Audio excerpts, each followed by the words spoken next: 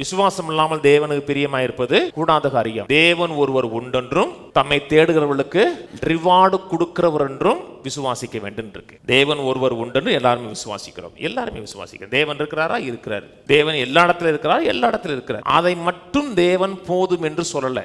தேவன் ஒருவர் உண்டென்றும் தம்மை தேடுகிறவர்களுக்கு ரிவார்டு கொடுக்கிறாருன்னு விசுவாசிக்கணும். சரியா தேவனை தேடுறீங்க, தேவனுடைய காரியத்தில் ஜாக்கிரதையா இருக்கீங்க, டெலிஜென்ட்டா இருக்கீங்க, விடாமுயற்சியோடு இருக்கீங்கன்னா உங்களுக்கு ரிவார்டு உண்டுன்னு வேதம் சொல்லுது. பலன் இல்லாமல் போறது கிடையாது. கர்த்தர் இருக்கிறான்னு விசுவாசிக்கிறோம். கர்த்தர் நல்லவர்னு விசுவாசிக்கிறோம்.